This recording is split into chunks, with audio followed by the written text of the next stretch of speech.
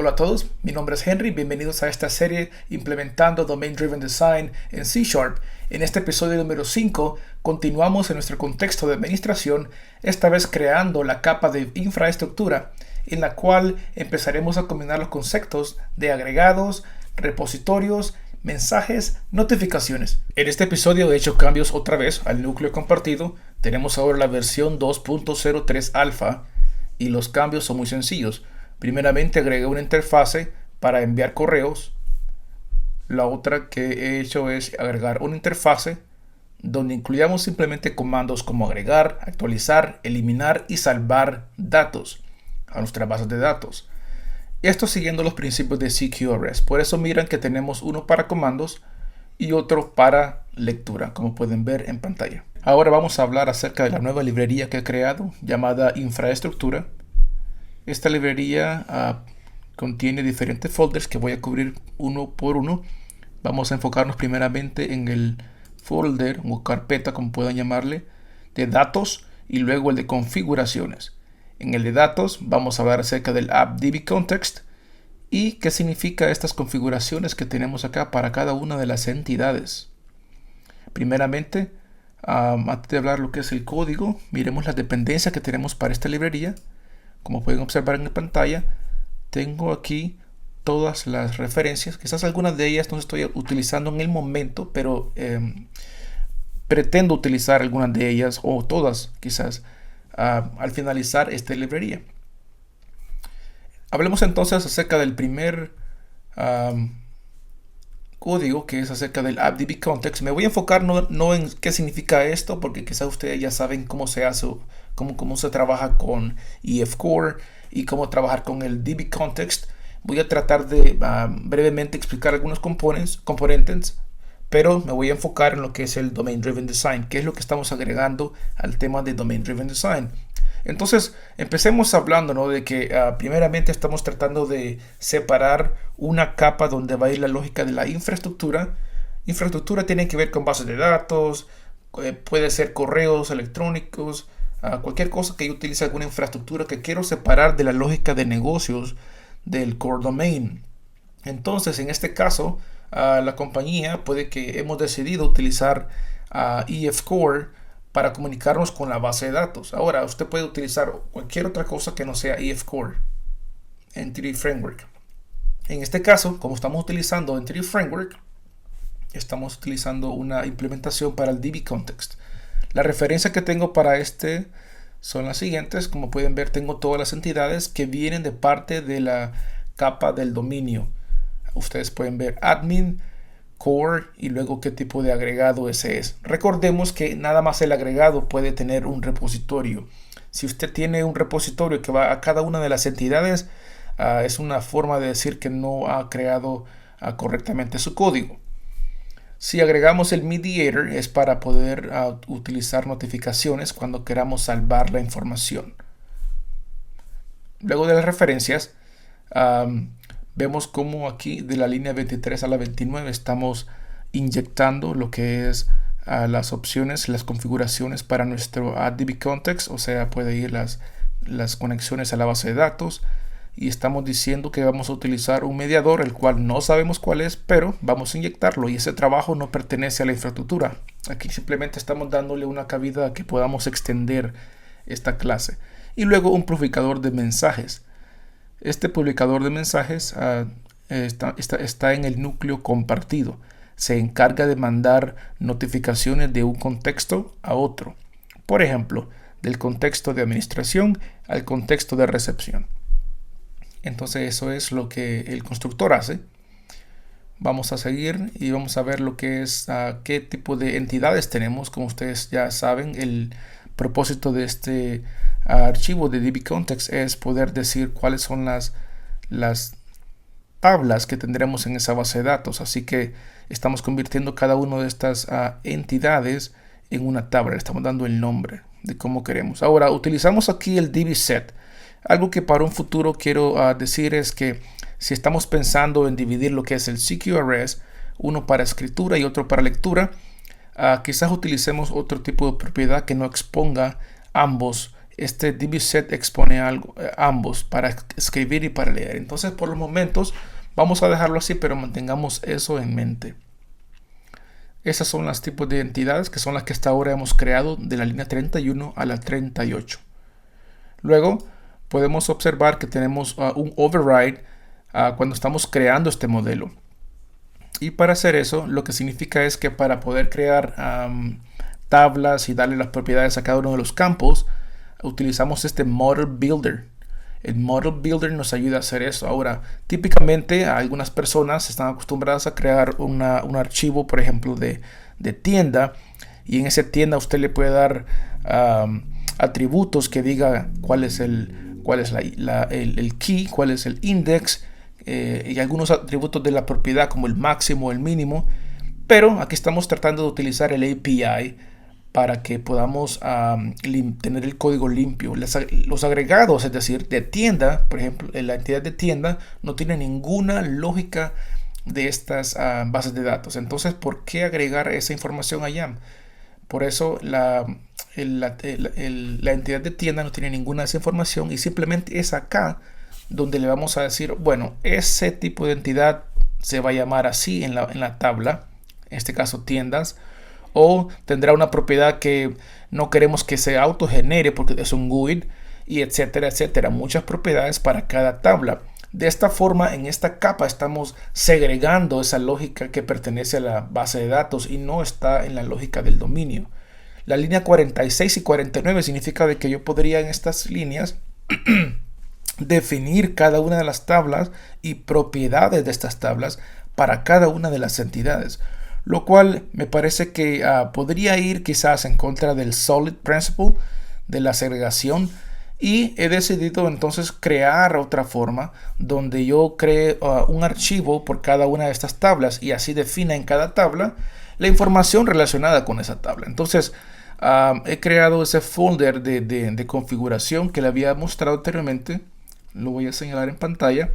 Este folder de configuración, lo que hago es que creo un archivo por cada una de esas entidades y ahí voy a definir cada una de las propiedades que yo quiero. Vamos a ver un ejemplo. Entonces, cuando hago eso, antes de irme a ese folder, cuando hago eso, lo que hago nada más, observen este Model Builder. Esta es la clase Model Builder.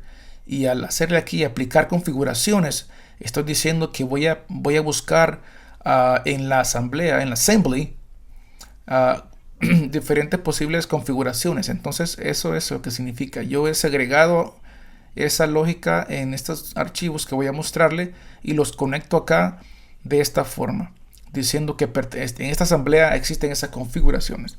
Entonces comenzamos con la de tienda. La tienda, configuración de tienda, es simplemente una extensión a este IEntityType Configuration. Y luego le indico qué tipo de. Ahora, si lo estuviera haciendo desde el punto de vista de addDbContext, vamos a hacer un ejemplo. Si quito este aquí y le doy hover al entity, podemos observar que estoy utilizando un Entity Type Builder y luego paso a la tienda. Entonces estoy extrayendo esta lógica diciendo que estas entidades van a estar en cada una de los archivos que estoy creando.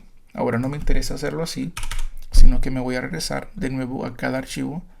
Por eso es que ven entonces ustedes el IEntityType Configuration aquí. ¿Ok? Eso nos permite sacar eso en diferentes... bueno, sigamos.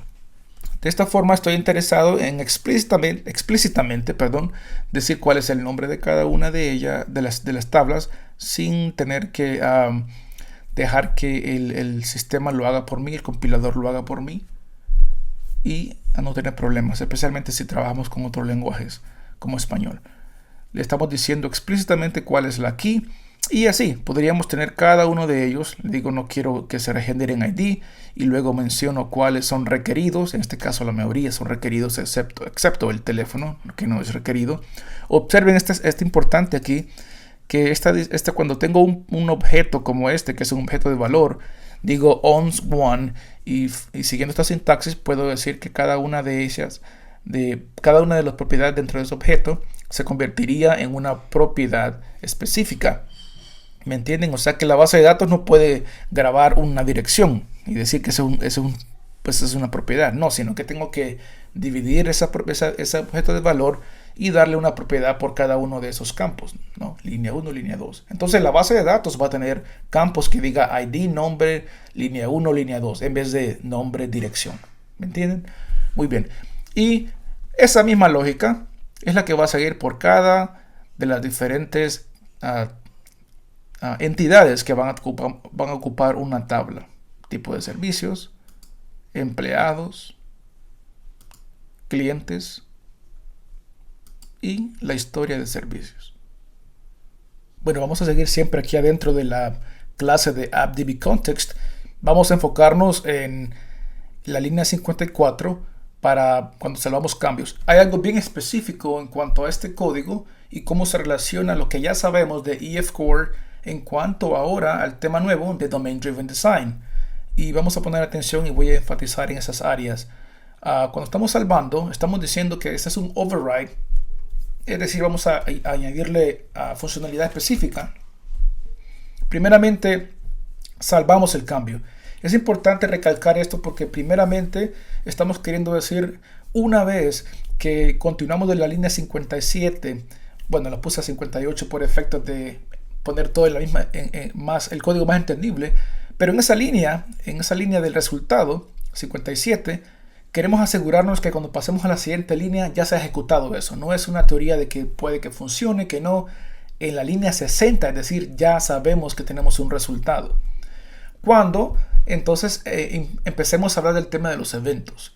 Es decir, hacemos un cambio a la base de datos. Hemos salvado, creado, eliminado, cualquier cosa que hayamos hecho. Eso es algo que se va a salvar a la base de datos en la línea 57.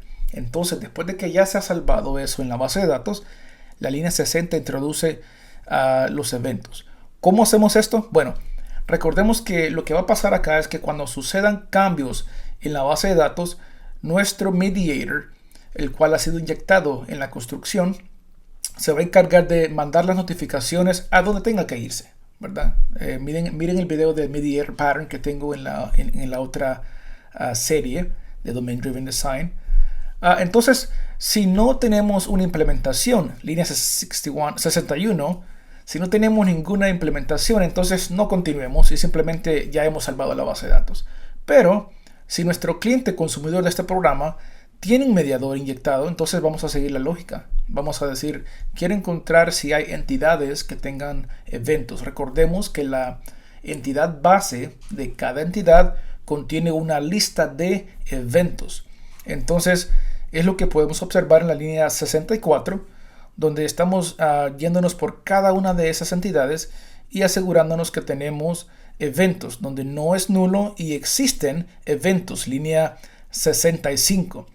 Entonces ya en la línea 67 decimos, si no existe ningún evento, entonces simplemente regresemos, continuamos con la lógica, no hay eventos. Muy bien, eso es lo que está diciendo acá.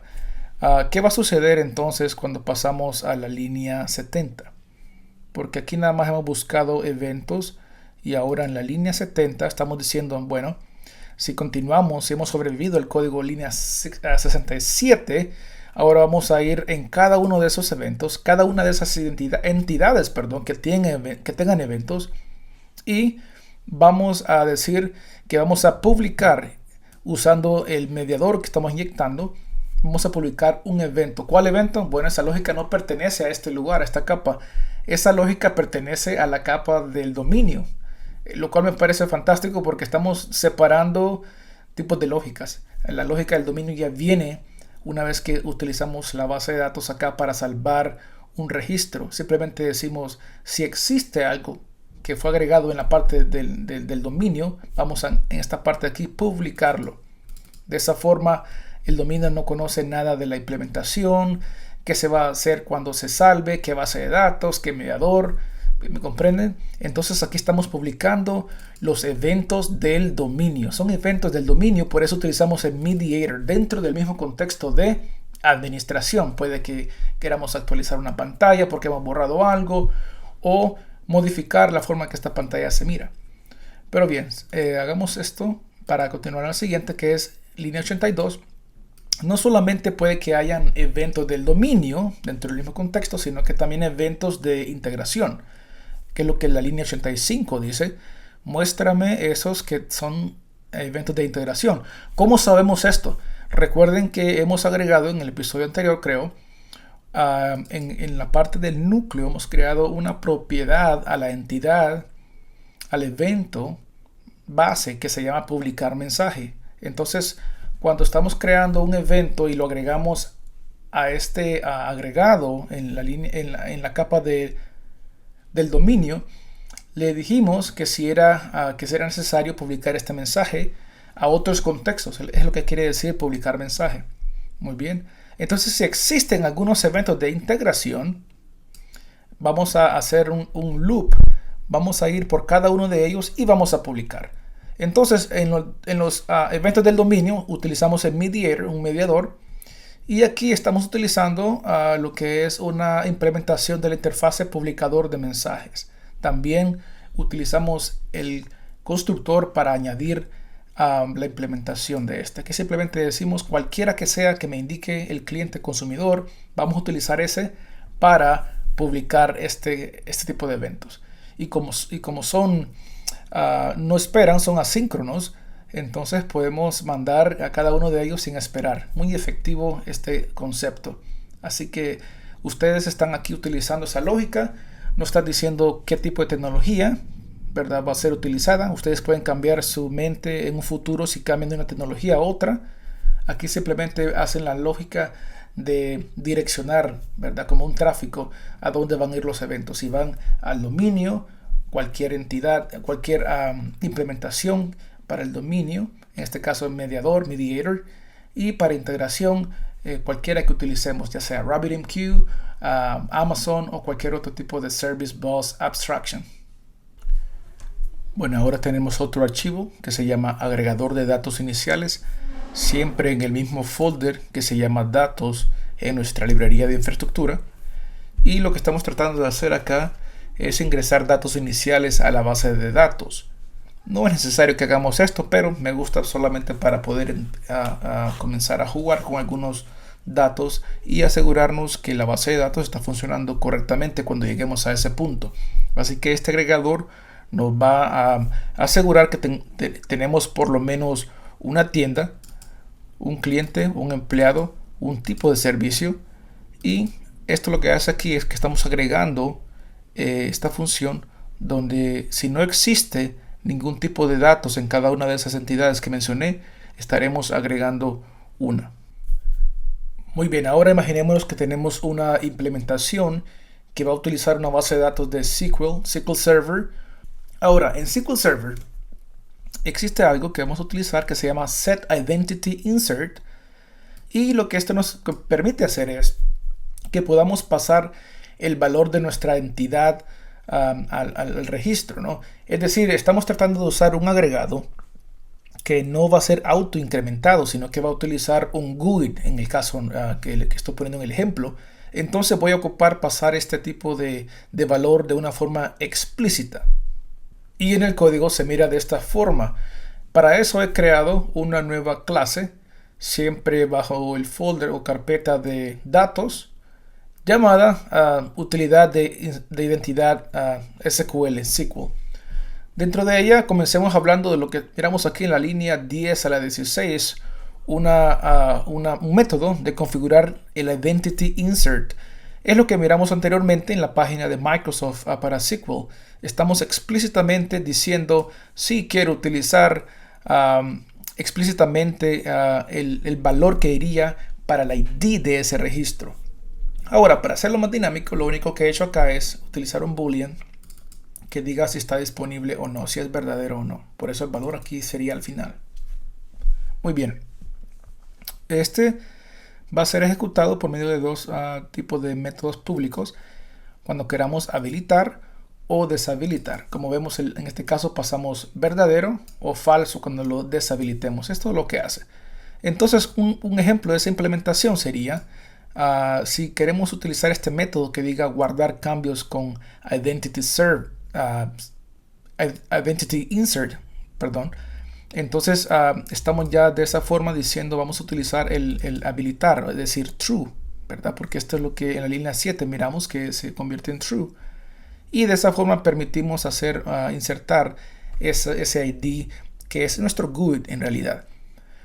Otra cosa que observamos en esta utilidad es el poder ver si esta es una base de datos, ¿verdad? Digamos que el connection string tenga este valor o no. Es un ejemplo de cómo podemos expandir una lógica, crear una lógica en esta utilidad referente a nuestra base de datos. Tiene lógica específica a SQL Server, así que quizás el nombre pudiera incluir, como en este caso, un sufijo, que diga SQL. Podría ser Postgres o como ustedes deseen. De esa forma tenemos claridad en lo que estamos implementando y podemos crecer en un futuro a otro tipo de implementación. Bueno, y ahora hablemos acerca de las implementaciones para las interfaces que tenemos de repositorio. Recordemos que ya hemos hablado de dos interfaces, una para lectura y otra para la escritura, es decir, una de comandos y otra de queries, para hacer queries, siguiendo el patrón del CQRS. Ahorita vamos a ver la lógica a nivel introductorio. Luego, en el siguiente episodio, vamos a hablar más específico acerca de un patrón que se llama el Specification Pattern. Pero ahorita entendamos que la implementación de esos repositorios va a vivir aquí dentro de esta capa de infraestructura, siempre bajo el archivo de datos, y tenemos varias implementaciones para este ejemplo. Digamos que para lectura usamos una base de datos como DynamoDB, que es para NoSQL, con la idea de quizás agilizar el proceso de lectura, aunque no podemos usar solamente esa. Si queremos usar otra, utilicemos otra. Entonces, para este ejemplo y para lo que estamos explicando, imaginémonos que tenemos una implementación del repositorio de lectura que utiliza DynamoDB.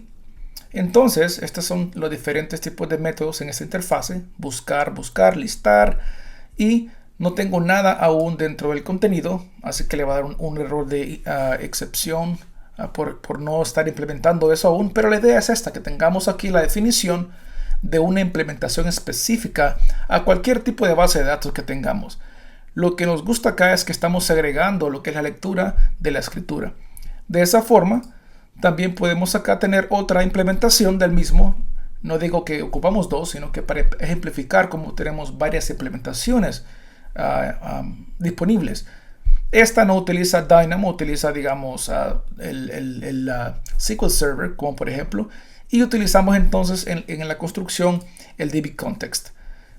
Como recuerdan, la de Dynamo no tiene nada en la construcción porque no ocupa de esa información, pero quizás en un futuro podamos poner algunos parámetros, inyectar algunas variables, algunas interfaces que podamos extender para el uso de Dynamo. Pero es un ejemplo nada más de poner repositorios.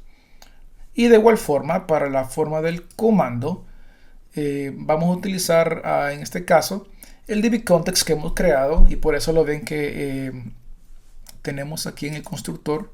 Estamos inyectando el DB Context y tenemos la lógica para actualizar, agregar, eliminar, etcétera, etcétera. Muy bien, recuerden que en este caso, por ejemplo, estoy eliminando datos. ¿Qué hago? Simplemente digo vamos a removerlo y vamos a salvar cambios. Cuando yo diga salvar cambios, va a ir hasta línea 73, la cual va a ser salvar cambios. Pero recuerden que tenemos un override en esta que dice salvar cambios.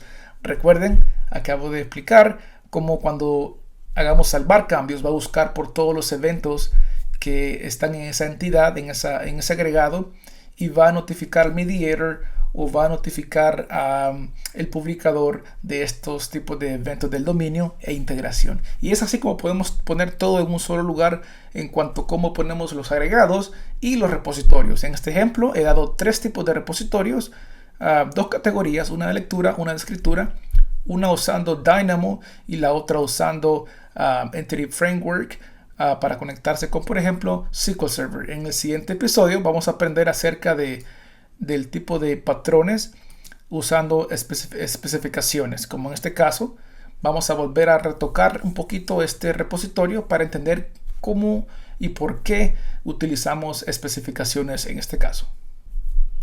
Bueno, y otra cosa que existe dentro de esta misma capa de infraestructura es una carpeta llamada mensajes.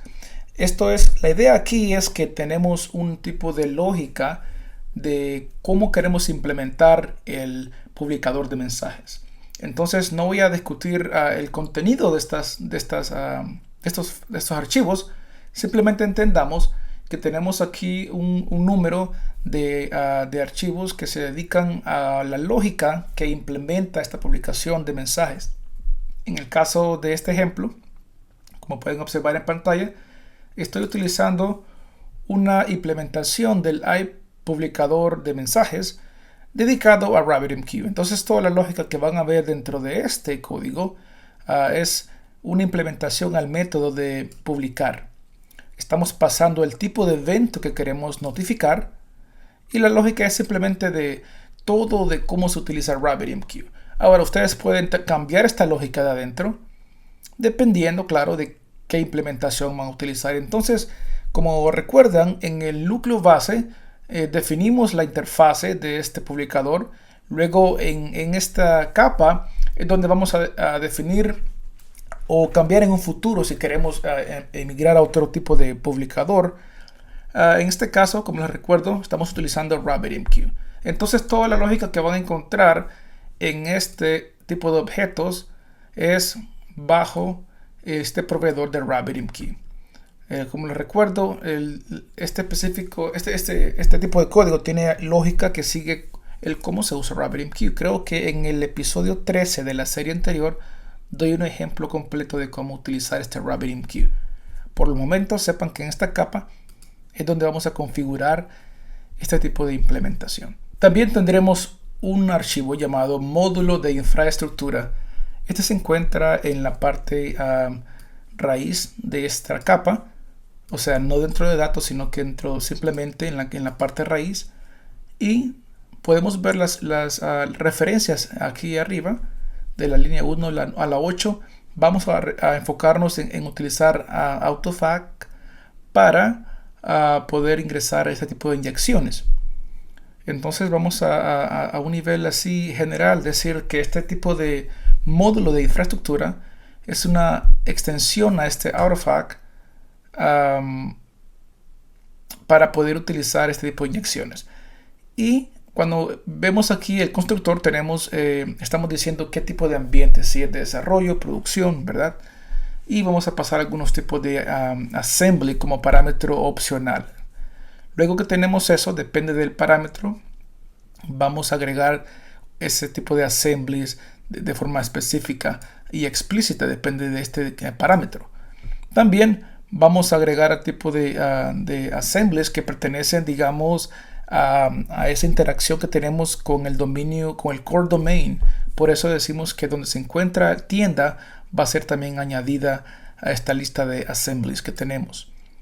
Y al final, si tenemos algo específico acerca de la infraestructura, por eso tenemos aquí donde se encuentra el AppDB context que ya hemos discutido, o sea, dentro de este tipo de assembly, también va a ser añadida a la lista de assemblies.